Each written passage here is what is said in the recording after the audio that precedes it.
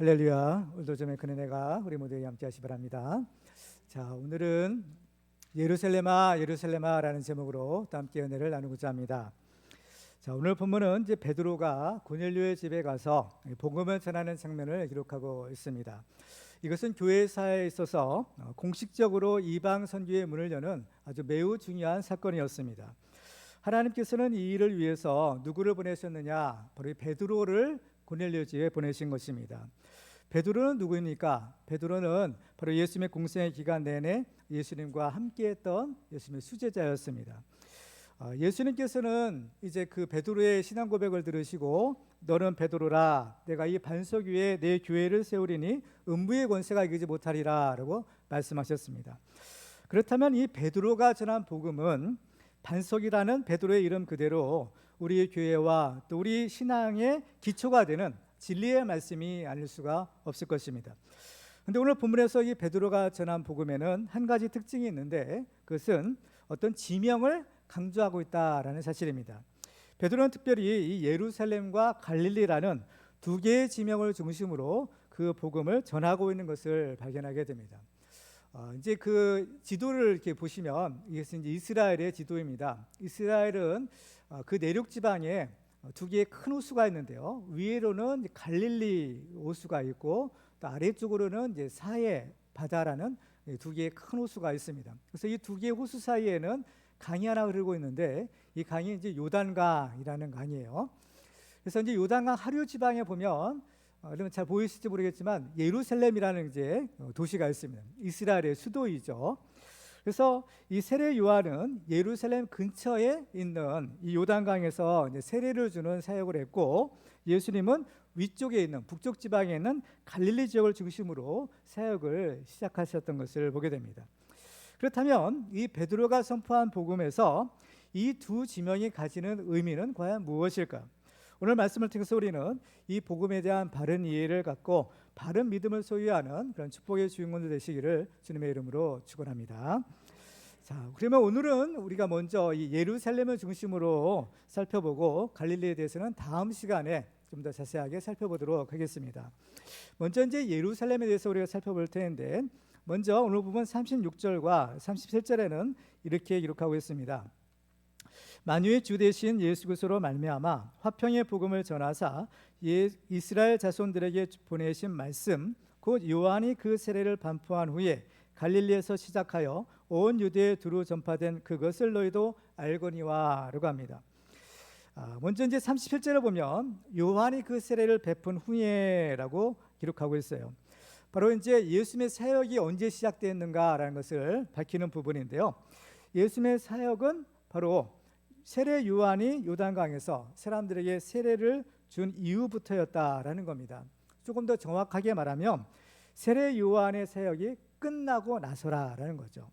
마태복음 4장 17절에 보면 이때부터 예수께서 비로소 전파하여 이르시되 회개하라 천국이 가까이 왔느니라 하시더라. 자, 이때부터 예수님의 사역이 시작되었다는 거예요. 이때가 언제냐? 마태복음 4장을 이렇게 살펴보면 이제 세례 요한이 이제 갇힐 때, 그죠? 세례 요한이 이제 붙잡혀서 이제 감옥에 갇히게 되는데 그때부터 예수님의 사역이 시작이 되었다라는 것입니다.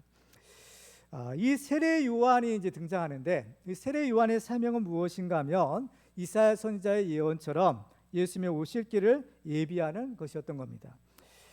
이제 예수님이 탄생에 바로 한 6개월 전에 세례 요한이 이제 낳게 되죠.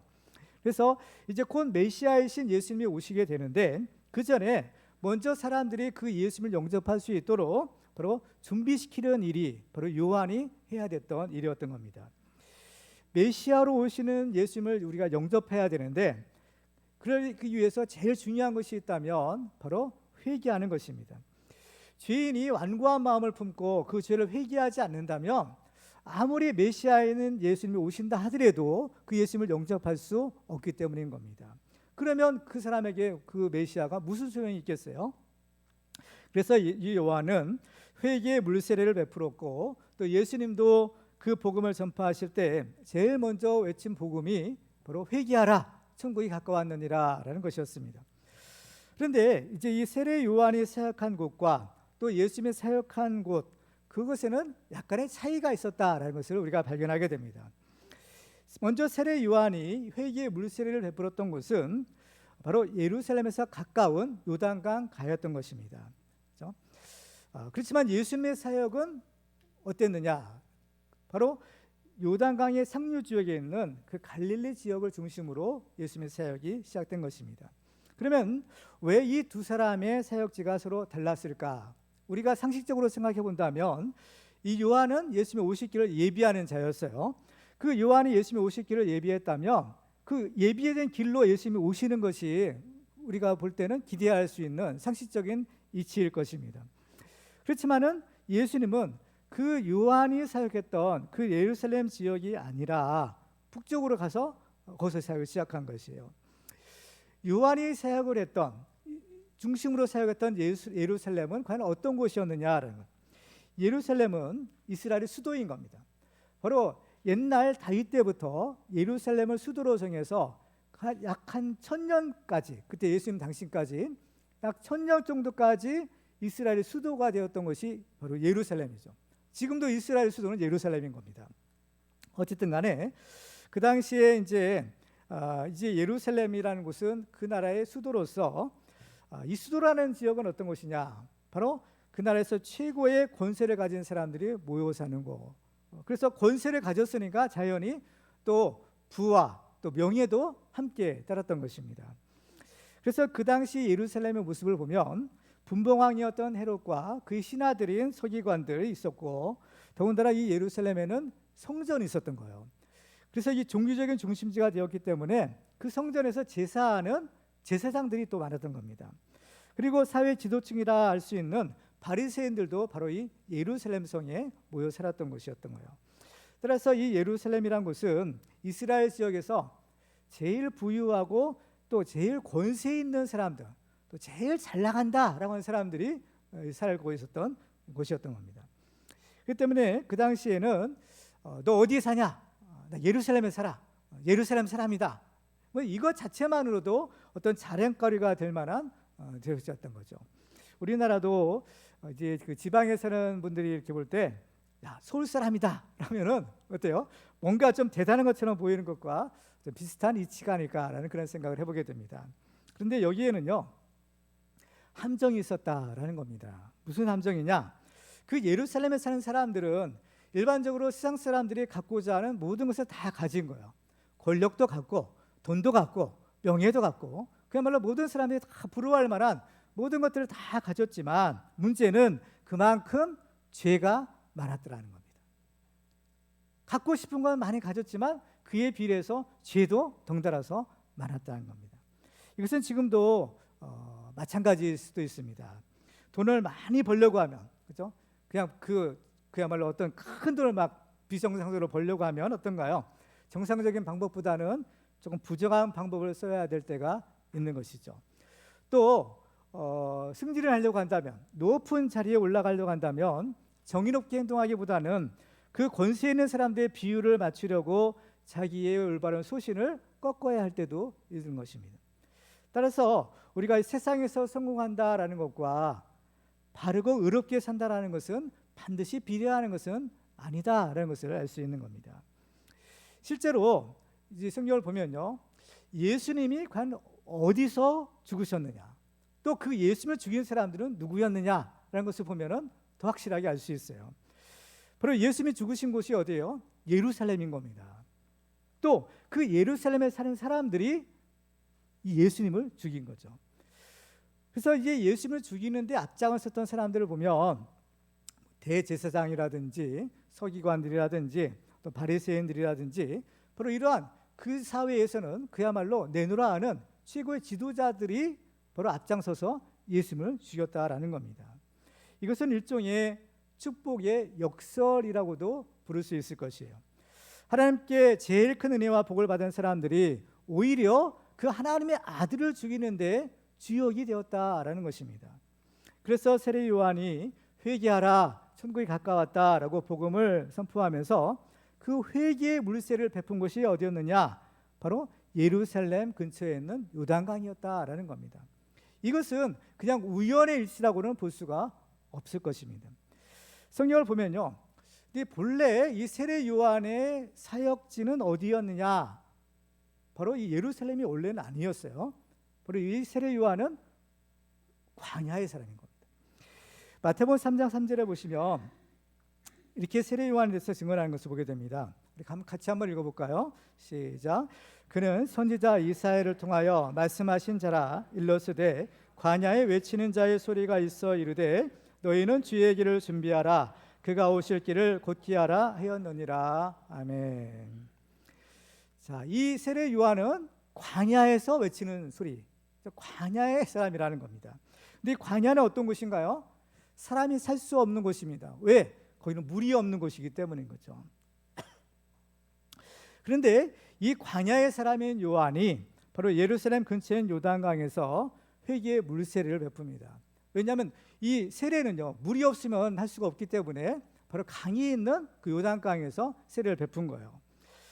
그런데 이것은 물론 물이 필요하기 때문에 그 요단강에서 세례를 주었지만 그 지역이 어디였느냐는 것이 중요한 거예요.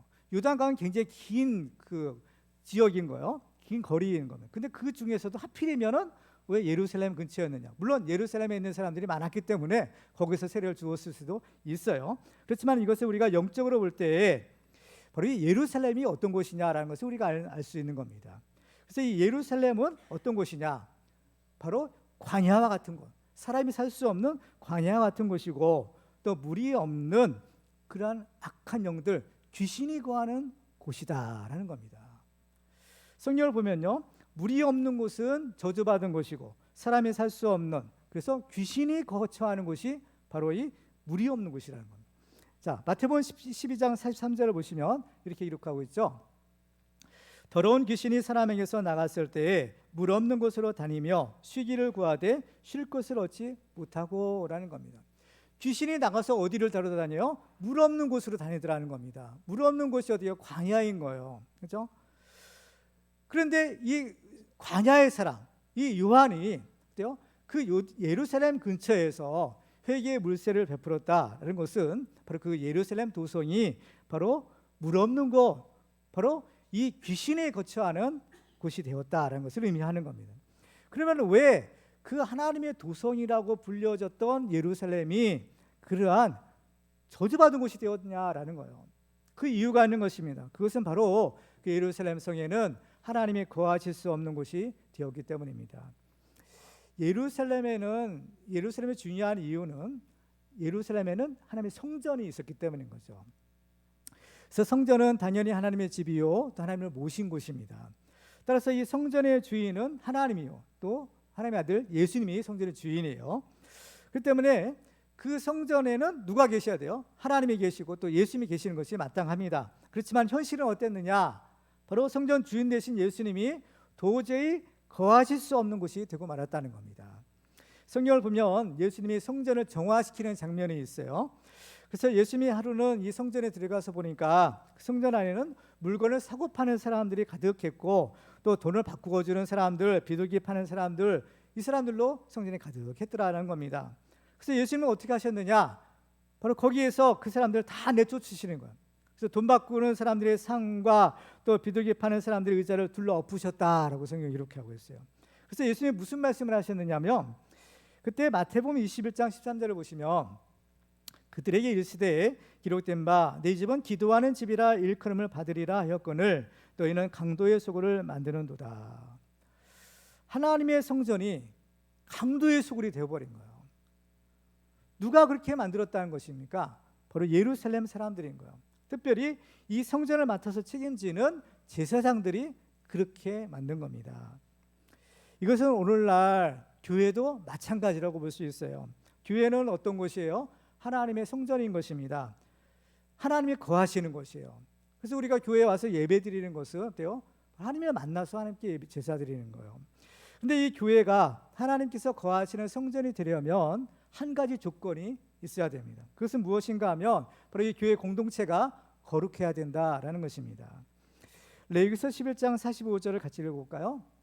시작. 나는 너희의 하나님이 되려고 너희를 애굽 땅에서 인도하여 낸 여호와라. 내가 거룩하니 너희도 거룩할지어다. 아멘. 하나님이 이스라엘 백성들을 애굽에서 구원해낸 목적이 뭐예요?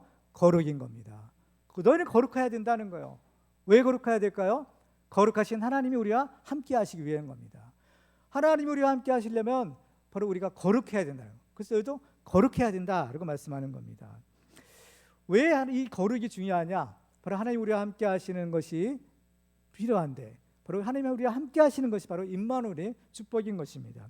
바로 임마누엘의 축복이 예수 그리스도를 통해서 우리에게 주시는 가장 큰 축복인 것이에요.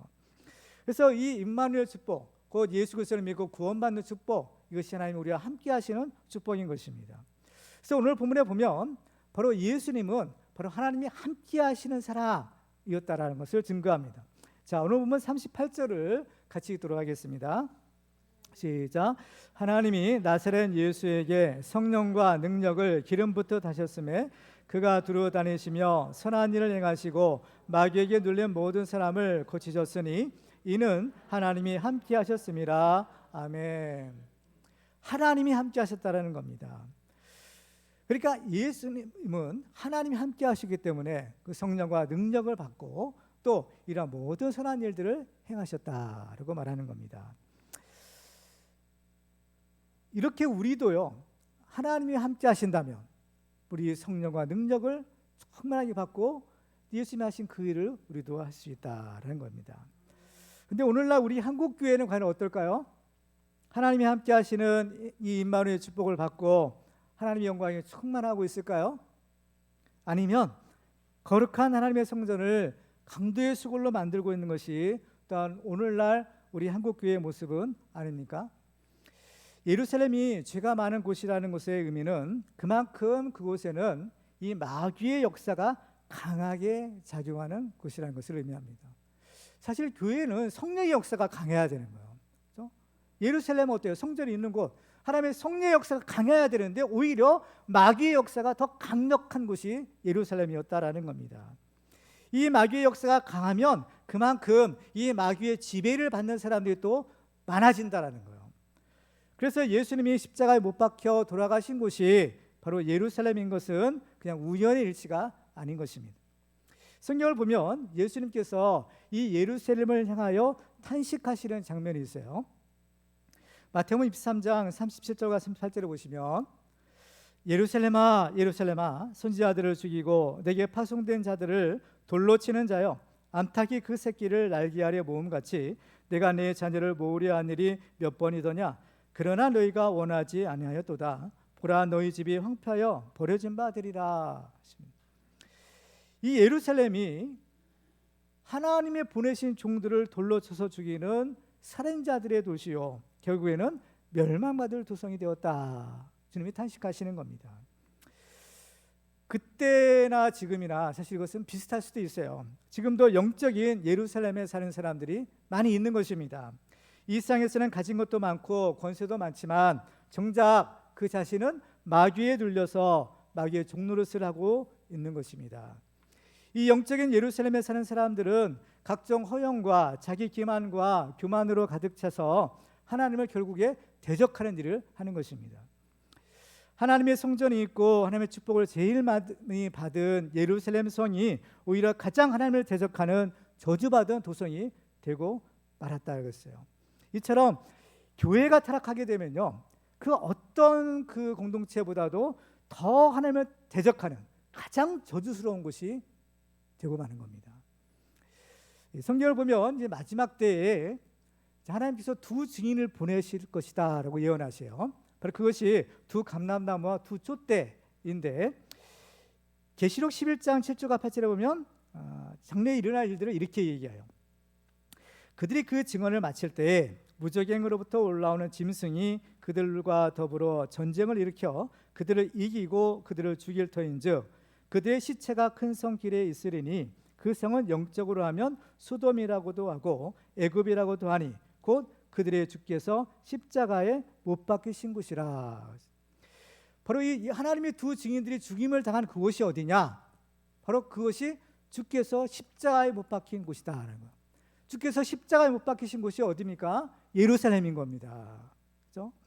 그러니까 이 예루살렘에 타락하니까 이제 그곳은 더 이상 하나님이 계실 수도 없고 오히려 멸망받을 소돔 성과 또 애굽과 같은 곳이 되고 말았다는 겁니다. 이것은 무엇을 의미하는 것입니까? 교회가 타락하게 되면 그것이 바로 마귀가 역사하는 지옥과 같은 곳이 될 수 있다라는 거예요. 목회자가 타락하면 싹고 목자가 되어서 오히려 그 양떼들을 죽일 수 있다라는 겁니다. 또 성도가 타락하면 하나님을 대적하는 마귀 새끼가 될 수 있다라는 경고인 것입니다. 그래서 하나님께서는 뭐라고 하셔요? 계시록 18장 4절에 보면 이렇게 말씀합니다. 같이 읽겠습니다. 시작. 또 내가 들으니 하늘로부터 다른 음성이 나서 이르되 내 백성아 거기서 나와 그의 죄에 참여하지 말고 그가 받을 재앙들을 받지 말라. 아멘. 거기서 나오라는 거예요. 내 백성아 거기서 나오라는 겁니다. 왜? 그곳에 있다가는 그 죄와 함께 멸망을 받을 것이기 때문이다라는 겁니다. 근데 문제는 아무리 주님께서 예루살렘아 예루살렘아 아무리 목이 터져라 탄식하고 불러도 끔찍도 하지 않는 겁니다. 그곳에 있으면 어때요? 그건 분명히 멸망받는 겁니다. 그래서 예수님께서는 나오라는 겁니다. 예루살렘아 예루살렘아 거기 있으면 안 된다라는 겁니다. 그 죄악의 자리에 있으면 안 된다. 거기서 나오라는 거예요. 그런데 예수님은요 이러한 예루살렘을 포기하지 않으시는 겁니다. 그래서 예수님이 이제 갈릴리에서 어디로 가세요? 예루살렘으로 올라가시는 거예요. 그 당시에 제자들을 비롯한 많은 사람들은 예수님이 이제 예루살렘에 올라가서 왕이 되시려고 간다라고 생각을 했었습니다. 그렇지만은 예수님께서 가신 길은 십자가의 길이요 죽음의 길이었던 것입니다. 왜냐하면 그 길만이 바로 그 예루살렘 사람들을 구원하는 생명의 길이었기 때문입니다. 우리에게도 이러한 영적인 예루살렘 사람들이 있을 수가 있습니다. 어쩌면 우리들 자신이 바로 이러한 영적인 예루살렘일 수도 있어요. 그래서 우리는 그 사람들을 구원해야 되는 겁니다. 근데 그들을 스스로는 거기서 구원할 수가 없는 거예요. 마귀에 꽉 눌려서 마귀의 종노릇을 할 수밖에 없는 불쌍한 영혼들인 겁니다. 때로는 보면은 어때요? 괜히 마귀 짓을 하고 이상한 짓을 하는 사람들이 가끔 있어요. 왜요? 마귀에게 눌렸기 때문인 겁니다. 마귀에 눌리면 마귀의 지배를 받게 되기 때문에 마귀 짓을 할 수밖에 없는 것입니다. 그때 우리들은 그 사람들을 구원해내야 되는 겁니다. 어떻게 구원해낼 수 있을까? 바로 예수님께서 하신 대로 하면 되는 거예요. 그건 무엇인가 하면 바로 예수님이 십자가를 지신 것처럼 우리도 십자가를 지어야 된다는 겁니다. 예수님은 누구든지 나를 따라오려거든 자기를 부인하고 자기 십자가를 지고 나를 따라야 된다라고 말씀합니다. 우리도 날마다 자기를 부인하고 자기 십자가를 짐으로써 마귀에 눌린 많은 사람들을 구원하는 하나님의 종들이 다 되시기를 주님의 이름으로 축원합니다. 자, 오늘 본문에는 이제 이어서 이제 베드로가 바로 이 복음의 핵심이죠. 나사렛 예수님의 하신 일에 대해서 증언하고 있는 것을 보게 됩니다. 38절을 다시 한번 보시면요. 하나님이 나사렛 예수에게 성령과 능력을 기름부터 다셨음에 그가 두루 다니시며 선한 일을 행하시고 마귀에게 눌린 모든 사람을 고치셨으니라고 합니다. 자, 베드로는 예수님께서 이제 공생애 3년 동안 하신 일을 두 가지로 요약하고 있는 것을 보게 됩니다. 하나는 선한 일을 행하시는 것과 또 하나는 마귀에게 눌린 모든 사람을 고치신 것이라고 했어요. 여기서 선한 일을 행하셨다라고 했는데 이 말의 그 헬라어 원어를 보면 유에르 게테오라는 단어를 사용하고 있는데요. 이 단어는 본래 무슨 뜻이냐면 은혜를 베풀다라는 거예요. 하나님께서 예수님이 선하신 일을 행하셨다. 뭐요? 다른 말로 하면 예수님이 은혜를 베푸셨다라는 거예요. 사람들에게 은혜를 베푸신 일을 했다. 그리고 또 마귀에게 눌린 모든 사람을 고치셨다라고 했는데 바로 예수님이 오신 목적이 뭐냐? 요한일서 3장 8절에 보면 마귀를 멸하시기 위함이라는 거예요. 죄를 짓는 자는 마귀에게 속하나니 마귀는 처음부터 범죄함이라 하나님의 아들이 나타나신 것은 마귀를 멸하려 하심이라 그랬어요. 그렇죠? 이 마귀를 멸해야만 마귀에 눌린 사람을 구원할 수 있기 때문인 겁니다. 그런데 사람들에게 이렇게 은혜를 베풀고 또 마귀에게 눌린 사람을 고쳐주는 일은 이것은 사람이 할 수 있는 일은 아니죠. 은혜 베풀고 마귀에게 눌린 사람들을 구원해내고 이게 어떻게 사람이 할 수 있는 일이에요? 우리 인간에게는 그런 능력이 없는 겁니다. 이 일은 오직 하나님만이 하실 수 있는 거예요. 하나님만이 은혜 베풀어 주시고 하나님만이 마귀에 눌린 사람들을 구원해 줄 수 있는 것이죠. 그런데 중요한 것은요, 예수님이 이 두 가지를 다 하셨다는 겁니다. 예수님도 인간이 되어 오신 거죠. 우리가 똑같은 인간인 겁니다. 그런데 예수님은 그 하나님만이 하실 수 있는 그 일을 예수님이 하셨다는 거예요. 그렇기 때문에 사실은 예수님은 이것이 하나님의 아들이라는 하나의 증거일 수도 있죠. 근데 왜 예수님은 하나님만이 할 수 있는 그 일을 하셨을까? 바로 하나님이 그와 함께 하셨기 때문인 겁니다. 그죠? 38절을 다시 보세요. 하나님의 나사렛 예수에게 성령과 능력을 기름 붓듯 하셨음에 그가 두루 다니시며 선한 일을 행하시고 마귀에 눌린 모든 사람을 고치셨으니 이는 하나님이 함께 하셨음이라. 그 이유가 뭐예요? 하나님이 함께 하셨기 때문이다라는 겁니다. 하나님이 함께 하셨기에 하나님이 예수님에게 성령과 능력도 기름 붓듯 충만하게 주신 거죠.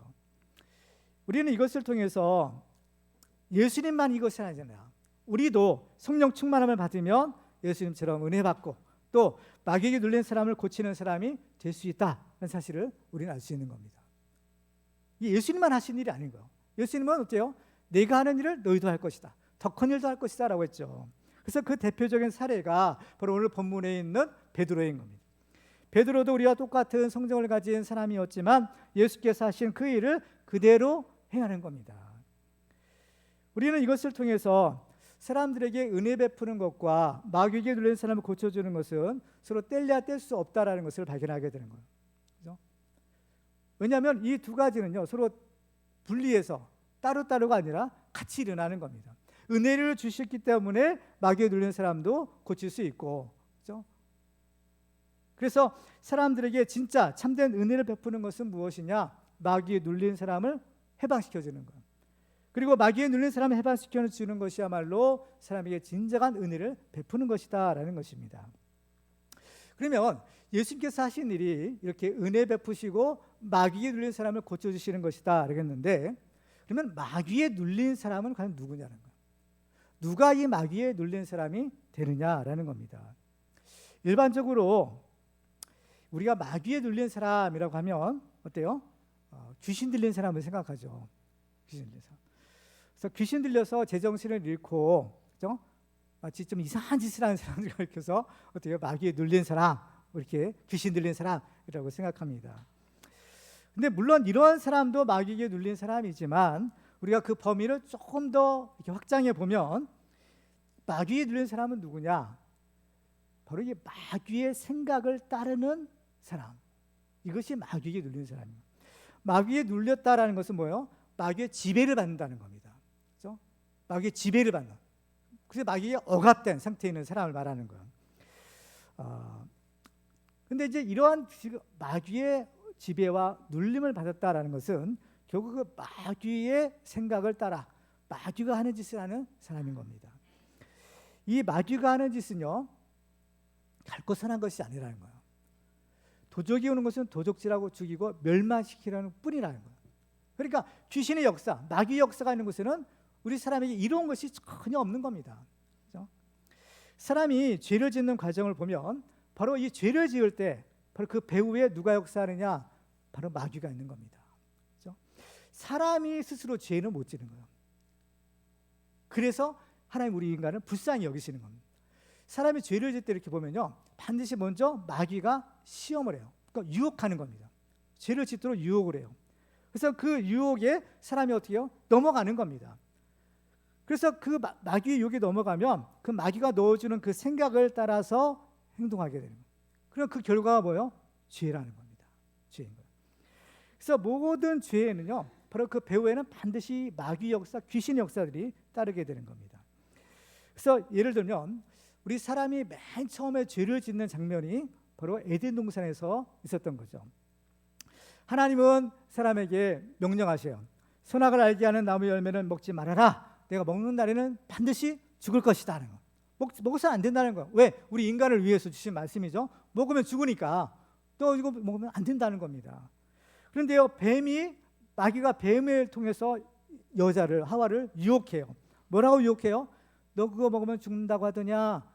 절대로 안 죽는다는 거예요. 그래서 하나님의 말씀과 정면에 반대의 말하는 거예요. 그러면서 왜 하나님이 노아한테 그 열매를 먹지 말라고 하셨을까? 그것은 그걸 먹으면 눈이 밝아져서 하나님처럼 되기 때문이다. 그래서 하나님이 먹지 못하게 하신 거야. 자, 지금 이제 이 하와는, 이 여자는 두 가지 얘기를 들었어요. 하나는 하나님이 주신 말씀을 들었고, 또 하나는 뱀이 주는 말을 들은 겁니다. 하나님의 말씀을 따를 것이냐, 뱀이 주는 말을 따를 것이냐, 이 선택이 갈림길에 있는 거예요. 그렇죠? 그러니까 우리 사람은 듣는 걸 잘 들어야 되는 겁니다. 들어야 될 것이 있고 듣지 말아야 될 것이 있는 거예요. 들어야 될 것은 뭘 들어야 돼요? 하나님의 말씀을 들어야 되죠. 듣지 말아야 될 것은 이런 마귀 소리인 겁니다. 이런 마귀 소리가 들릴 때 어때요? 이것을 가슴에 품어서는 안 돼요. 마음에 담아둬서는 안 돼요. 이런 것들은 그냥 흘려버려야 되는 거예요. 악한 소리, 마귀의 유혹, 이런 것들은요, 웬 개소리냐 하면서 떨쳐버려야 되는 겁니다.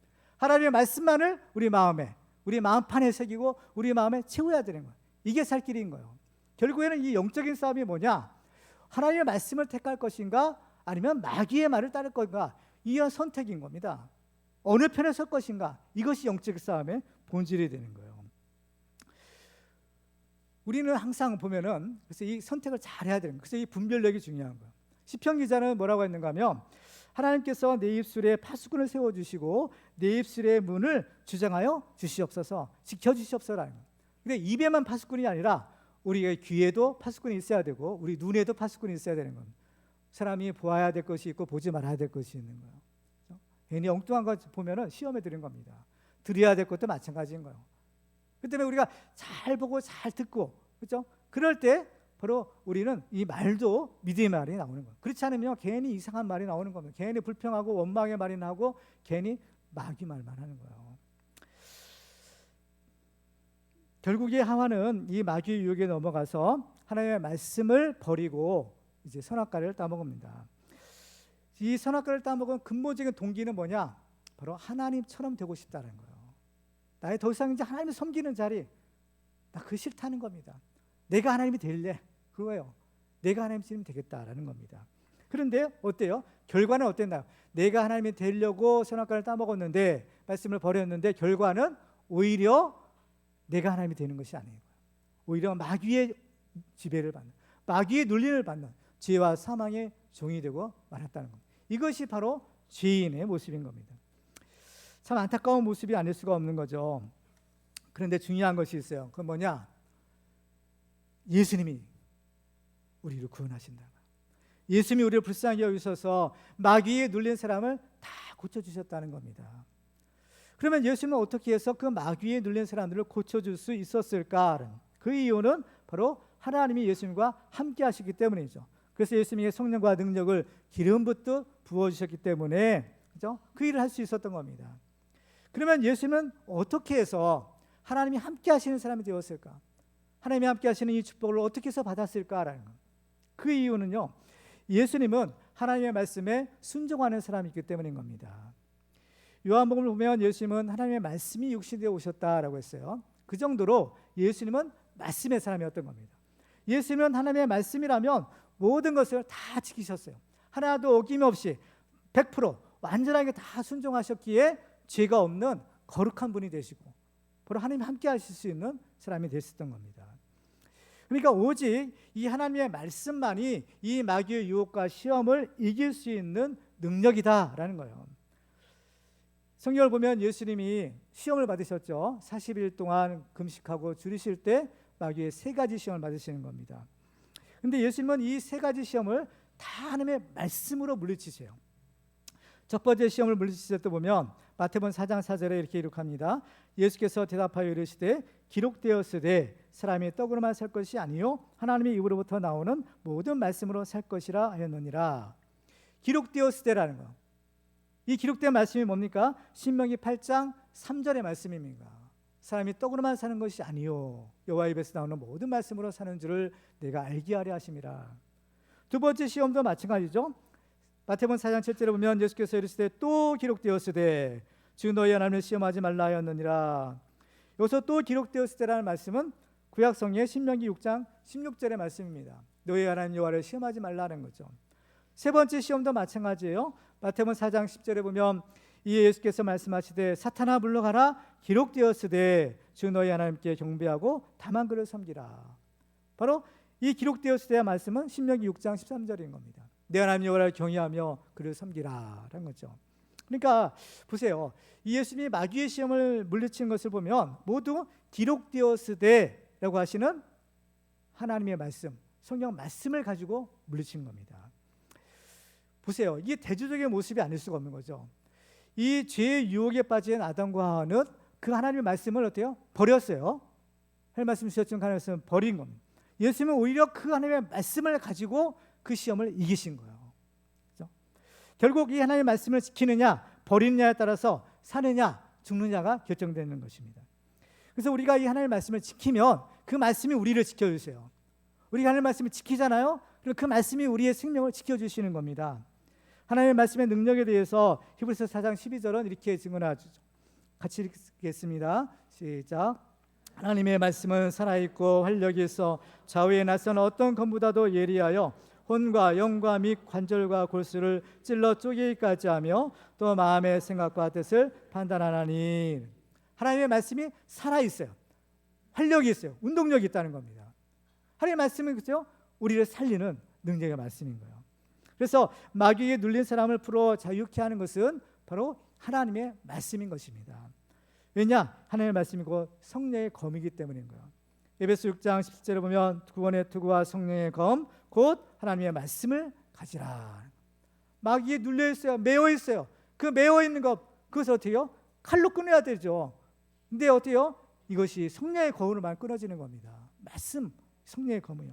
그래서 예수님이 죽은 나사로를 살리실 때도 보면 나사로가 무덤에 있을 때 예수님이 뭐라고 하세요? 나사로야 나오너라 말씀하시는 것. 그러니까 이 말씀을 들은 나사로가 다시 살아나서 무덤에서 걸어 나오는 겁니다. 띠뚱띠뚱 나오는 거예요. 바로 이것이 말씀의 능력이죠. 요한복음 5장 25절을 같이 읽을까요? 시작. 진실로 진실로 너희에게 이르노니 죽은 자들이 하나님의 아들의 음성을 들을 때가 오나니 곧 이때라. 듣는 자는 살아나리라. 아멘. 하나님의 아들의 음성, 예수님의 음성, 하나님의 말씀을 들으면 살아난다는 겁니다. 죽은 자도 살아나는 거예요. 이게 우리를 살리는 생명의 말씀의 능력인 것입니다. 바로 이 하나님의 말씀이 여러분에게 우리에게 들려지기 바랍니다. 하나님의 말씀은 우리의 죽은 영혼을 살리는 능력의 말씀인 거예요. 나사로가 무덤에서 나올 때 예수님이 이렇게 말씀하죠. 요한복음 11장 14절에 보면 죽은 자가 수족을 배로 동인 채로 나오는데 그 얼굴은 수건에 쌓였더라. 예수께서 이르시되 풀어 놓아 다니게 하라 하시며. 죽은 나사로를 어떻게 수의를 입은 겁니다. 그렇죠? 꽁꽁 묶어진 이 수의, 그렇죠? 그것을 풀어 다니게 하라는 거예요. 매어 있었던 겁니다. 죽음의 사슬에 매어 있었던 이 나사로를 풀어 다니게 하라. 예수님의 말씀으로, 예수님의 능력으로 이 죽은 나사로를 살리신 겁니다. 우리도 오직 이 하나님의 말씀의 검으로 모든 이 마귀의 시험과 유혹을 물리치고 또한 마귀에게 눌린 모든 사람을 풀어 자유하게 하는 하나님의 종들이 다 되시기를 주님의 이름으로 축원합니다. 이제 말씀 맺겠습니다. 오늘 우리는 이 베드로가 선포한 복음에서 예루살렘에 가지는 의미에 대해서 살펴보았습니다. 예루살렘은 어떤 곳인가요? 하나님의 축복을 제일 많이 받은 곳이지만 타락해서 그만 귀신의 처소가 되었고 그곳에 사는 사람들은 마귀에 눌려 마귀의 종노릇을 하고 있었습니다.